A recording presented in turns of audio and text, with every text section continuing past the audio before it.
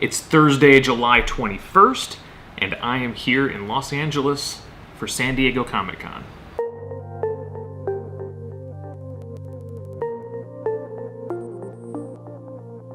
Morning, everybody. Hope you've been catching up on our Snapchat story as I was traveling to LA yesterday, and obviously I'm here now for San Diego Comic-Con with my friend and longtime collaborator Michael Nye here.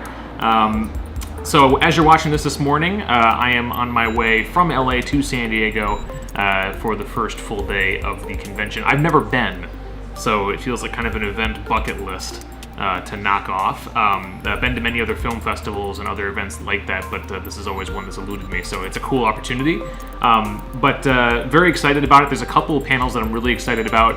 One in particular is all about the dawn of the entrepreneur artist, which appeals very much to me, for those of you who know me, given my long-term goal of being a self-funded and self-distributing direct-to-consumer filmmaker, cutting out the middlemen, and much like musicians have done in the past, in the post-Napster age, I think filmmakers are going to get there as soon as the cost of production continues to decrease, and independent filmmakers can continue to do that on their own. So that's going to be very exciting, and I will obviously report back here and let you know how all those go. But here's a couple of things that we're thinking about today. Number one, apparently Facebook Messenger, the app, has just finally surpassed 1 billion users, which makes this the third Facebook app to surpass that number, after the original Facebook app, WhatsApp, which is another messaging app that they acquired a few years ago now.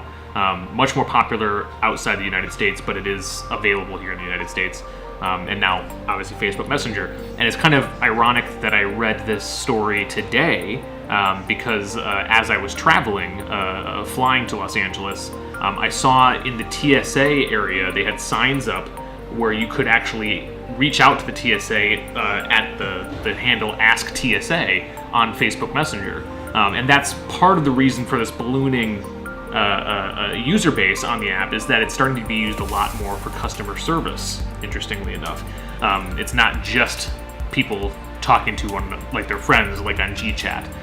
So it's interesting to watch that grow and how brands and businesses are starting to offer good customer service via Facebook Messenger. Number two, a very interesting thing that Warby Parker, the sunglasses brand, is doing on Snapchat. They released a Snapchat exclusive sunglass, or pair of sunglasses, that you could only see anywhere, only on their Snapchat account. So if you were a follower, you got a piece of their Snap story was a URL to go to get this exclusive pair of sunglasses. So it was a way of them rewarding their followers on Snapchat exclusively. So again, another way to think about how Snapchat's being used by brands. Be creative with this stuff. It's something where all these new platforms offer unique ways to connect and build relationships, and Warby Parker just gave us another good example right there. And finally, I want to recommend a magazine article, actually. I'm a big fan of The Atlantic, and the cover story this week, given the RNC is happening right now and the DNC is happening next week, it is about how American politics went insane. It didn't start with Trump. It's going to get worse. Is there a cure? Not getting into politics or political opinion here, but I think it's very interesting from whatever side of this you're on. The thesis presented by the author in this, Jonathan Rauch, is that basically we, the people, are to blame for the way American politics have gone. That we have favored principled, ideological non-compromisers over the past many years, and kind of de-emphasized the middlemen, the smoke-filled room people, the arguably corrupted people sometimes, but the people that would grease the wheels and get things done. The fact that we've gotten rid of all of them and instead favored non-compromising ideologues on both sides is the argument that this piece is presenting, as saying that's how we got here, and we're just seeing it get worse and worse. But he does present a couple of solutions as well. So if you're interested in all of that, I suggest reading the article. I also really suggest listening to the podcast episode discussion of this article on the Slate Political Gabfest podcast. I think the episode is called this week sucked, and now I have to go to the Republican National Convention or whatever. So, but there's a really good discussion about the article, and they debate the merits of the argument in that episode. Be sure to follow us on Snapchat at StoryFirstMedia.